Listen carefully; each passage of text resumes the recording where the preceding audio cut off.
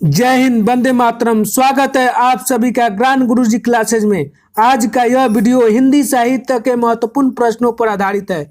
इस वीडियो में विगत वर्षों के एग्जाम में आए महत्वपूर्ण प्रश्नों का चयन किया गया है, साथ ही व्याख्या के साथ उसकी संपूर्ण जानकारी दी गई है ताकि आपके एग्जाम में कोई भी प्रश्न छूट न सके।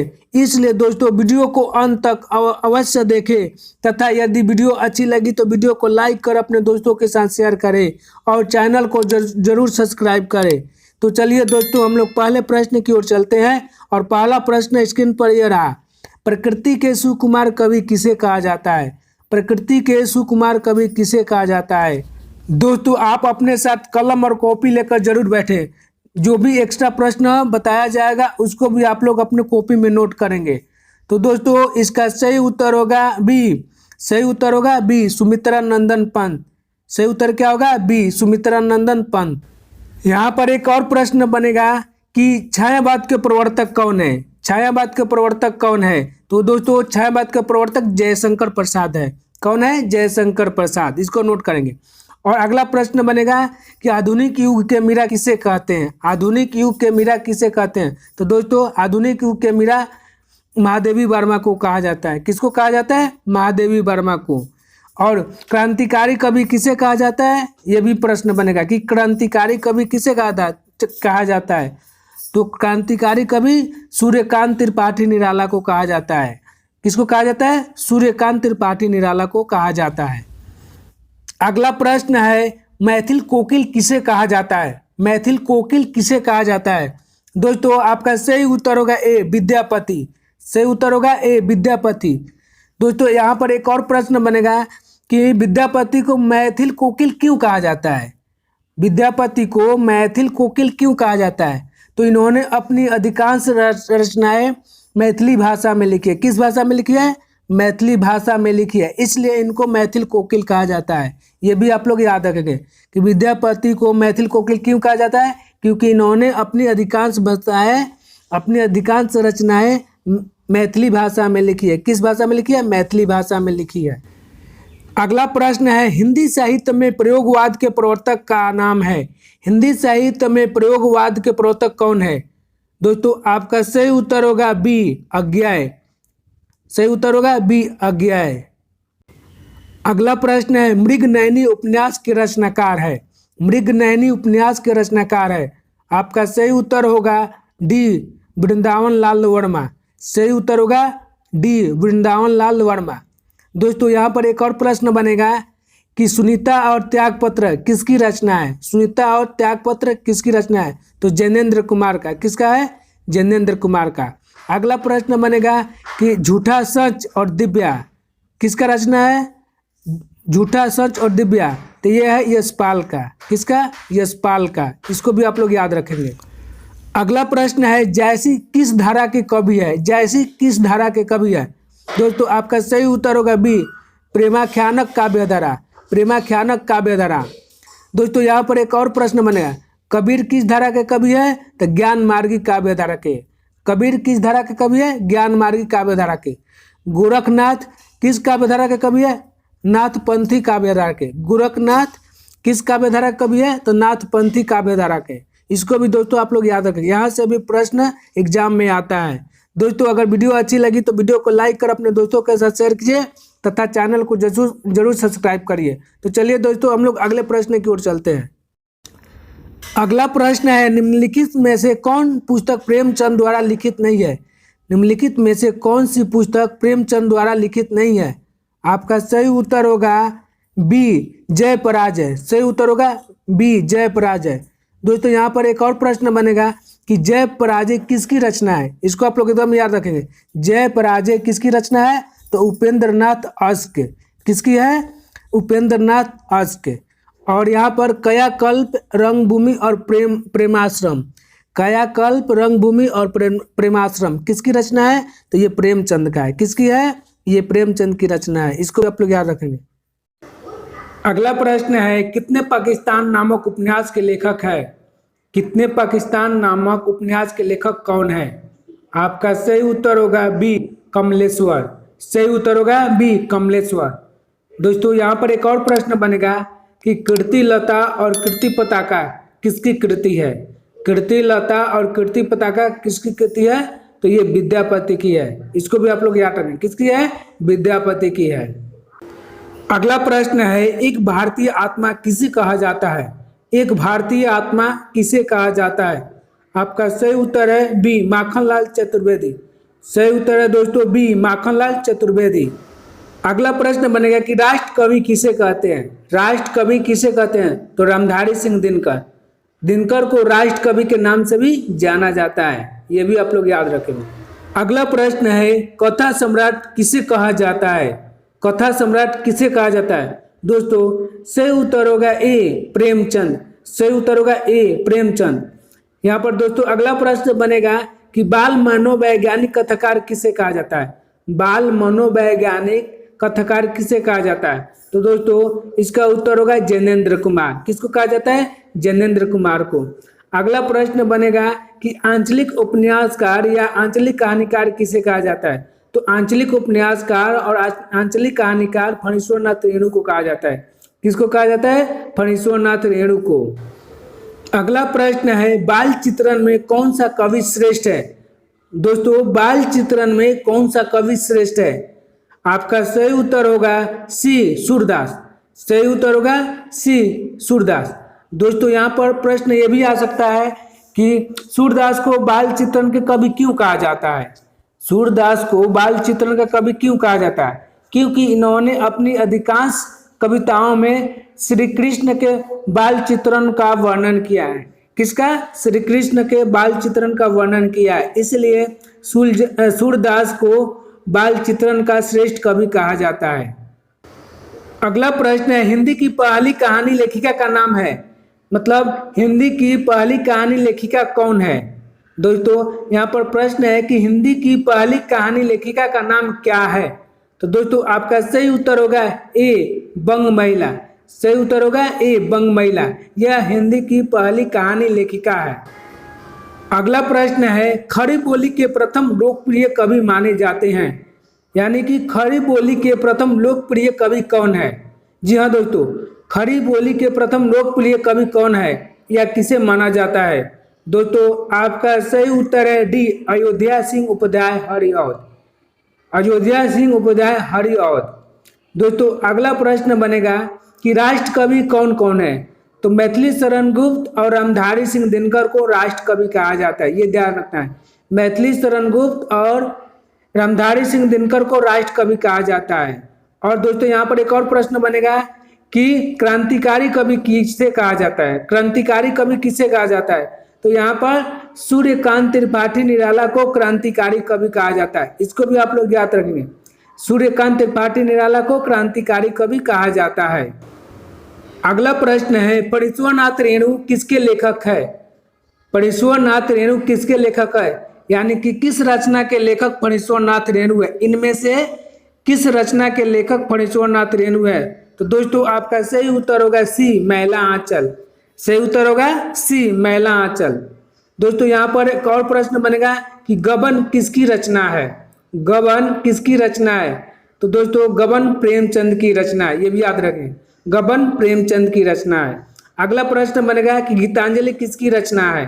गीतांजलि किसकी रचना है या गीतांजलि के लेखक कौन है, तो गीतांजलि के लेखक रविंद्रनाथ टैगोर है। कौन है, रविंद्रनाथ टैगोर है। अगला प्रश्न बनेगा दोस्तों कि कमायनी किसकी कृति है, यानी कि कमायनी के लेखक कौन है, तो कमायनी के लेखक जयशंकर प्रसाद है। और कमायनी क्या है, तो कमायनी एक महाकाव्य है। कमायनी क्या है, एक महाकाव्य है। मैला आंचल क्या है, तो मैला आंचल उपन्यास है। मैला आंचल क्या है, उपन्यास है। गीतांजलि क्या है, तो गीतांजलि एक काव्य संग्रह है। गीतांजलि क्या है, एक काव्य संग्रह है। गबन क्या है, तो गबन एक उपन्यास है। और गबन किसकी कृति है, प्रेमचंद की। गीतांजलि किसकी कृति है, रविंद्रनाथ टैगोर की। मैला आंचल किसकी कृति है, तो फणीश्वरनाथ रेणु की। कमायनी किसकी कृति है, जयशंकर प्रसाद की। कमायनी किसकी कृति है, जयशंकर प्रसाद की। अगला प्रश्न है, गोदान किसकी कृति है। गोदान किसकी कृति है, यानी कि गोदान के लेखक कौन है। दोस्तों इसका आंसर होगा बी, प्रेमचंद। गोदान के लेखक कौन है, प्रेमचंद। यह एक क्या है, उपन्यास है। एक और प्रश्न आ सकता है कि गोदान किस विधा की रचना है, तो गोदान उपन्यास है। अगला प्रश्न आएगा कि मैला आंचल और प्रतिपरिखाथा किसकी कृति है? मैला आंचल और प्रतिपरिखाथा किसकी कृति है?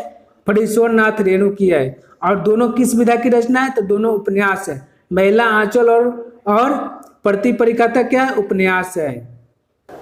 अगला प्रश्न है अपभ्रंश का वाल्मीकि किसे कहा जाता है? अपभ्रंश का वाल्मीकि किसे कहा जाता है?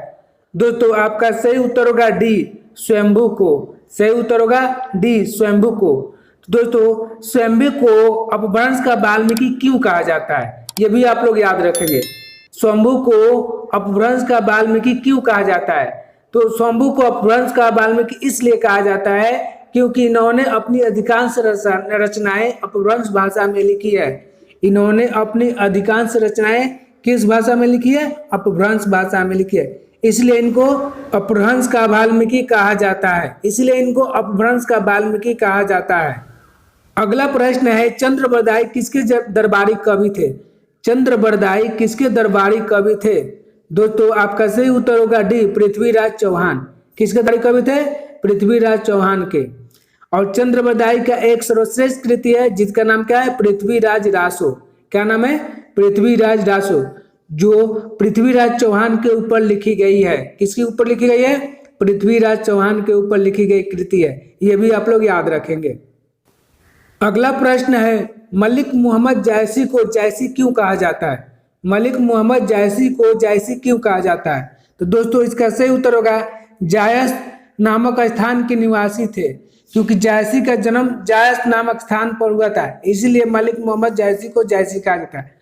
क्यों कहा जाता है? क्योंकि जायस नामक स्थान पर इनका जन्म हुआ था, इसी कारण से इनको जायसी कहा जाता है। अगला प्रश्न है रीतिकाल का वह कौन सा कवि अपनी मात्र एक कृति से हिंदी साहित्य में अमर हो गया? रीतिकाल का वह कौन सा कवि अपनी मात्र एक कृति से हिंदी साहित्य में अमर हो गया? दोस्तों आपका सही उत्तर होगा सी, बिहारी। सही उत्तर होगा सी, बिहारी, जिसको हम लोग बिहारी लाल भी कहते हैं। और इनकी एक मात्र कृति है जिसका नाम क्या है? बिहारी सतसई। याद रखेंगे क्या नाम है? बिहारी सतसई। और बिहारी सतसई के कारण ही ये हिंदी साहित्य में अमर हो गए। अगला प्रश्न है कठिन काव्य का प्रेत किस कवि को कहा जाता है? दोस्तों कठिन काव्य का प्रेत किस कवि को कहा जाता है? आपका सही उत्तर होगा डी, केशव दास को। केशव दास को कठिन काव्य का प्रेत कहा जाता है। दोस्तों यहाँ पर एक और प्रश्न बनेगा कि केशव दास को कठिन काव्य का प्रेत क्यों कहा जाता है? इसलिए कहा जाता है क्योंकि इन्होंने अपनी कविताओं में अलंकार का प्रयोग ज्यादा किया है। किस चीज का प्रयोग ज्यादा किया है? अलंकार का प्रयोग ज्यादा किया है, इस कारण से इनको कठिन काव्य का प्रेत कहा जाता है। यहाँ पर दोस्तों एक और प्रश्न बनेगा कि केशव दास को कठिन काव्य का प्रेत किसने? केशव दास को कठिन काव्य का प्रेत किसने कहा? तो दोस्तों आप लोग याद रखें, आचार्य रामचंद्र शुक्ल। किसने? आचार्य रामचंद्र शुक्ल ने केशव दास को कठिन काव्य का प्रेत कहा। किसने कहा? आचार्य रामचंद्र शुक्ल ने। अगला प्रश्न है द्विवेदी युग का नामकरण किसके नाम पर हुआ है? क्या है? द्विवेदी युग का नामकरण किसके नाम पर हुआ है? दोस्तों आपका सही उत्तर होगा बी, महावीर प्रसाद द्विवेदी। सही उत्तर होगा बी, महावीर प्रसाद द्विवेदी। हजारी प्रसाद द्विवेदी के ऊपर नहीं हुआ है, महावीर प्रसाद द्विवेदी के नाम पर द्विवेदी युग का नामकरण हुआ है, ये ध्यान रखना है। और महावीर प्रसाद द्विवेदी 1903 ईस्वी में सरस्वती पत्रिका के संपादक बने। ये भी प्रश्न आता है, इसको भी आप लोग याद रखें कि महावीर प्रसाद द्विवेदी कब सरस्वती पत्रिका के संपादक बने? तो 1903 ईस्वी में। कब बने? 1903 ईस्वी में। इसको आप लोग याद रखेंगे। अगला प्रश्न है हिंदी प्रदीप के संपादक का नाम है? हिंदी प्रदीप के संपादक का नाम है? दोस्तों आपका सही उत्तर होगा बी, बालकृष्ण भट्ट। सही उत्तर होगा बी, बालकृष्ण भट्ट। दोस्तों यहाँ पर एक और प्रश्न आएगा कि हिंदी प्रदीप क्या है? हिंदी प्रदीप क्या है? तो दोस्तों इसका सही उत्तर होगा कि हिंदी प्रदीप एक मासिक पत्रिका। क्या है? एक मासिक पत्रिका। हिंदी प्रदीप क्या है? एक मासिक पत्रिका है। अगला प्रश्न है निम्नलिखित में से कौन सरस्वती पत्रिका के संपादक नहीं रहे हैं? यानी कि निम्नलिखित में से कौन सरस्वती पत्रिका के संपादक नहीं है? दोस्तों आपका सही उत्तर होगा डी, शांति प्रिय द्विवेदी। डी, शांति प्रिय द्विवेदी। दोस्तों श्याम सुंदर दास, महावीर प्रसाद द्विवेदी और श्री नारायण चतुर्वेदी, ये तीनों सरस्वती पत्रिका के संपादक है, लेकिन शांति प्रिय द्विवेदी सरस्वती पत्रिका के संपादक नहीं है। अगला प्रश्न है, उसने कहा था कि मुख्य पात्र का नाम है। उसने कहा था कि मुख्य पात्र का नाम है। दोस्तों आपका सही उत्तर होगा सी, लहना सिंह। सही उत्तर होगा सी, लहना सिंह। दोस्तों यहाँ पर एक और प्रश्न बनेगा कि उसने कहा था किस विधा की रचना है। उसने कहा था किस विधा की रचना है, तो ये कहानी है। और एक प्रश्न बनेगा कि उसने कहा था किसकी कृति है, यानी कि उसने कहा था कि रचना किसने की है, तो उसने कहा था कि रचना चंद्रधर शर्मा गुलेरी। इसके लेखक कौन है? चंद्रधर शर्मा गुलेरी, यानी कि चंद्रधर शर्मा गुलेरी ने ही उसने कहा था कहानी लिखे है। अगला प्रश्न है, निम्नलिखित में से कौन सा नाटक प्रसाद का नहीं है, यानी कि कौन सा नाटक प्रसाद के द्वारा रचित नहीं है। दोस्तों आपका सही उत्तर होगा डी, सिंदूर की होली। डी, सिंदूर की होली। जन्मेजय का नागयज्ञ, स्कंदगुप्त और ध्रुव स्वामी ये जयशंकर प्रसाद के नाटक है, लेकिन सिंदूर की होली जयशंकर प्रसाद का नाटक नहीं है। तो दोस्तों यहाँ पर प्रश्न बनेगा कि सिंदूर की होली किसका नाटक है, तो ये लक्ष्मी नारायण मिश्र, याद रखना है, लक्ष्मी नारायण मिश्र का नाटक है। और इसका प्रकाशन वर्ष 1934 ईस्वी है। कब है? 1934 ईस्वी में।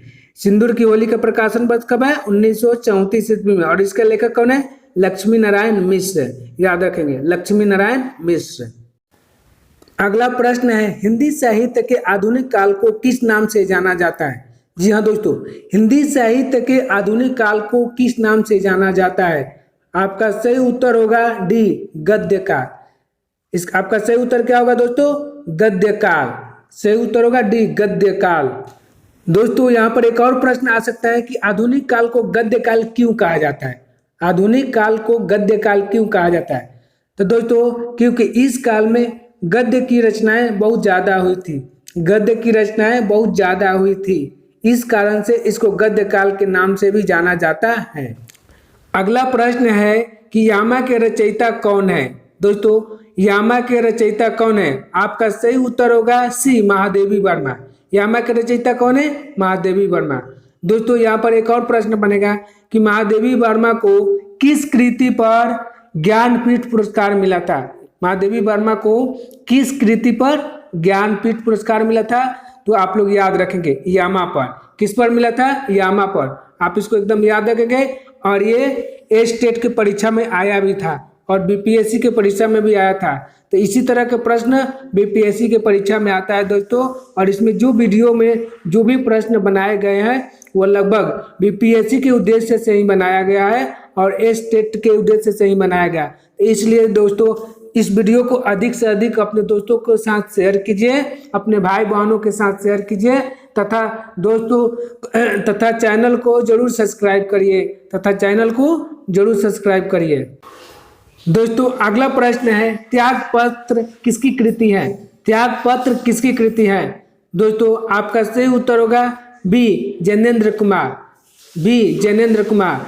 दोस्तों जैनेन्द्र कुमार का एक और मुख्य कृति है जिसका नाम है सुनीता, याद रखना। सुनीता, त्यागपत्र और परख। सुनीता और त्यागपत्र ये जैनेन्द्र की मुख्य कृति है। इन कृतियों से प्रश्न बराबर एग्जाम में आता है, तो इसको ध्यान में रखना है और इसको आप लोग याद रखेंगे। दोस्तों अगला प्रश्न है, ज्ञानपीठ पुरस्कार पाने वाले हिंदी के प्रथम साहित्यकार कौन है। ज्ञानपीठ पुरस्कार पाने वाले हिंदी के प्रथम साहित्यकार कौन है। दोस्तों आपका सही उत्तर होगा ए, सुमित्रा नंदन पंत। ए, सुमित्रा नंदन पंत। दोस्तों यहाँ पर एक और प्रश्न बनेगा कि सुमित्रा नंदन पंत को कब ज्ञानपीठ पुरस्कार मिला। कब मिला? 1968 ईस्वी में। इसको याद रखें, कब मिला? 1968 ईस्वी में। और किस साहित्य पर मिला ये भी याद रखना है, तो चिदम्बरा पर। किस साहित्य पर मिला? चिदम्बरा पर। अगला प्रश्न बनेगा कि महादेवी वर्मा को किस साहित्य पर ज्ञानपीठ पुरस्कार मिला है, तो यामा पर। किस साहित्य पर? यामा पर। अगला प्रश्न है, विनय पत्रिका के रचयिता का नाम है, यानी कि विनय पत्रिका का रचयिता कौन है। विनय पत्रिका को किसने लिखा है। दोस्तों आपका सही उत्तर होगा सी, तुलसीदास। सही उत्तर होगा सी, तुलसीदास। और इसके अलावा इन्होंने कवितावली गीतावली नाम की भी रचना लिखी है, इसको भी आप ध्यान रखें, कवितावली गीतावली। साथ ही साथ रामचरितमानस इसकी सर्वश्रेष्ठ कृति है, रामचरितमानस सर्वश्रेष्ठ कृति है और यह अवधी भाषा में लिखी गई है। रामचरितमानस किस भाषा में लिखी गई है? अवधी भाषा में लिखी गई है। कवितावली गीतावली और विनय पत्रिका इनके सर्वश्रेष्ठ रचनाओं में से एक है, इसको आप लोग याद रखेंगे। दोस्तों अगर वीडियो अच्छी लगी तो वीडियो को लाइक कीजिए, अपने दोस्तों के साथ शेयर कीजिए तथा चैनल को जरूर सब्सक्राइब करिए। धन्यवाद।